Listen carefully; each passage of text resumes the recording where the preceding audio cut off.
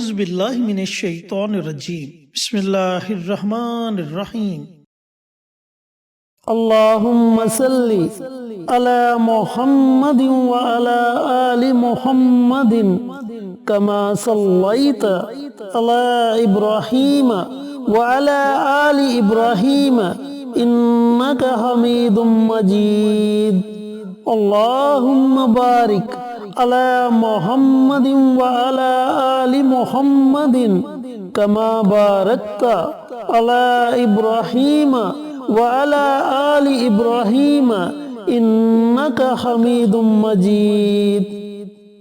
Asif Islamic T V کے پیارے دوستو، السلام علیکم ورحمۃ اللہ وبرکاتہ۔ میرے دوستو، میرے بھائیوں، میری بہنوں، جمادی الاول کا مبارک مہینہ ختم ہو چکا ہے اور آج جمادی الاخر کے مہینے کا چاند نظر آئے گا۔ تو آج ہم آپ کے ساتھ جمادی الاخر کا چاند دیکھ کر پڑھی جانے والی 3 بڑی ہی زبردست دعائیں شیئر کریں گے۔ دوستو، بھائیوں اور بہنوں، ان دعاؤں کو پڑھنے کے بعد آپ کو فائدہ یہ ہوگا کہ ربیع الاخر کا پورا مہینہ آپ کا امن و سکون کے ساتھ گزرے گا۔ آپ کے گھر میں کسی بھی قسم کی بڑی پریشانی نہیں آئے گی۔ اللہ تعالیٰ آپ کو، آپ کے گھر والوں کو ہر طرح کی مہلک بیماری سے اپنی حفاظت میں رکھے گا، اور ان فوائد کے علاوہ بھی آپ کو اور بھی بے شمار فائدے ہوں گے۔ چینل پر نئے آنے والے تمام دوستوں سے گزارش ہے کہ چینل کو سبسکرائب کر کے ساتھ گھنٹی کے بٹن کو دبا کر آل نوٹیفیکیشن پر کلک کر دے تاکہ ہماری ہر نئی آنے والی ویڈیوز کی اپڈیٹ آپ تک بروقت پہنچتی رہے۔ جزاک اللہ۔ تو دوستو، بھائیوں اور بہنوں، ان دعاؤں کو آپ نے پڑھنا کیسے ہے، پڑھنے کا طریقہ کار اچھی طرح سن لیں اور سمجھ لیں۔ جب ربیع الاخر کا چاند نظر آ جائے یا پھر چاند نظر آنے کی بشارت مل جائے، کیونکہ بعض اوقات بادلوں کی وجہ سے چاند نظر نہیں آتا، اب جب آپ کو مکمل یقین ہو جائے کہ ربیع الاخر کا چاند نظر آ چکا ہے، تو آپ نے سب سے پہلے اللہ رب العزت کی بارگاہ میں دعا مانگنی ہے کہ اے میرے پروردگار، یہ مہینہ ہمارے لیے رحمتوں والا، برکتوں والا، عظمتوں والا مہینہ بنا دے۔ یہ دعا مانگنے کے بعد پوری رات آپ کے پاس ہے۔ پوری رات میں جب آپ کا جی چاہے آپ نے ان 3 دعاؤں کو پڑھ لینا ہے۔ آپ نے کرنا یہ ہے کہ سب سے پہلے پیارے آقا سرور کائنات حضرت محمد مصطفیٰ صلی اللہ علیہ وآلہ وسلم کی ذات اقدس پر کم از کم 3 مرتبہ درود السلام کا نذرانہ پیش کرنا ہے۔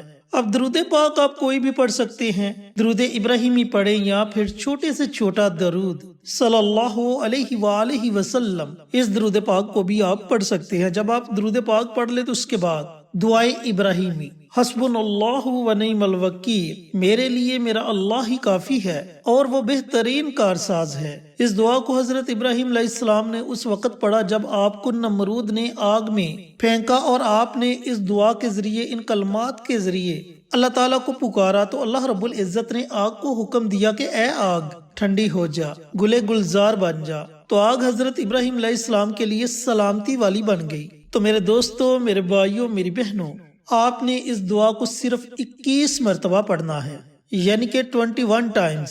حسبنا اللہ و نعم الوکیل، حسبنا اللہ و نعم الوکیل، اس دعا کو آپ نے پڑھنا ہے۔ یہ آپ نے پہلی دعا پڑھنی ہے۔ دوستو، جو آپ نے دوسری دعا پڑھنی ہے، اس دعا کو دعائے یونس کہتے ہیں، اس دعا کو آیت کریمہ کہتے ہیں۔ وہ دعا ہے لا الہ الا انت سبحانک انی کنت من الظالمین۔ یہ اتنی مبارک دعا ہے کہ جب حضرت یونس علیہ السلام مچھلی کے پیٹ میں 40 دنوں تک رہے تو انہوں نے مچھلی کے پیٹ میں اس دعا کو ورد زباں بنا لیا، لا الہ الا انت سبحانک انی کنت من الظالمین۔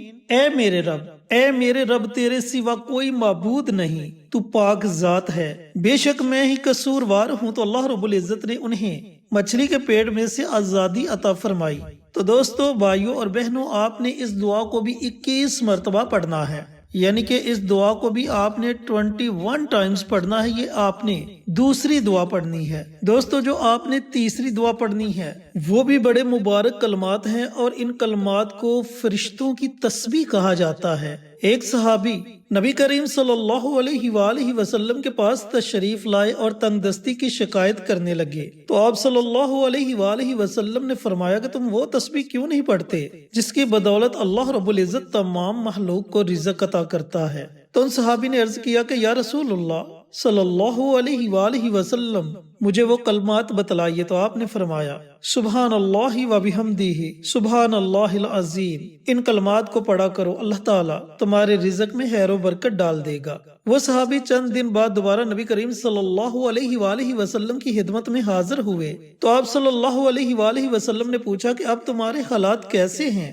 تو اس نے عرض کیا کہ یا رسول اللہ صلی اللہ علیہ وآلہ وسلم، اللہ تعالیٰ نے مجھے اتنا مال و دولت عطا کر دیا کہ میرے گھر میں رکھنے کے لیے جگہ کم پڑ گئی۔ تو دوستو، بھائیوں اور بہنوں، یہ تیسری دعا ہے، سبحان اللہ و بحمدہ سبحان اللہ العظیم۔ ان کلمات کو بھی آپ نے 21 مرتبہ پڑھنا ہے۔ دوستو، یاد رہے کہ ایک مرتبہ سبحان اللہ کہنے سے جنت میں اس بندے کے نامہ اعمال میں ایک ایسا درخت لگا دیا جاتا ہے کہ جس کے سائے تلے اچھا عربی نسل کا گھوڑا 1 سال تک دوڑتا رہے تو بھی اس کا سایہ ختم نہیں ہوتا۔ اب جب آپ یہ تینوں دعائیں پڑھ لیں تو آخر میں آپ نے پھر نبی کریم صلی اللہ علیہ وآلہ وسلم کی ذات اقدس پر 3 مرتبہ درود السلام کا نذرانہ پیش کرنا ہے اور اپنے ہاتھوں کو رب کائنات کی بارگاہ میں اٹھا لینا ہے۔ پھر آپ نے بڑی عاجزی کے ساتھ، بڑی انکساری کے ساتھ اللہ رب العزت کی بارگاہ میں دعائیں مانگنی ہے۔ یقین جانیں کہ آپ کی دعائیں 7 آسمانوں کو چیرتی ہوئی عرش تک پہنچ جائیں گی اور اللہ رب العزت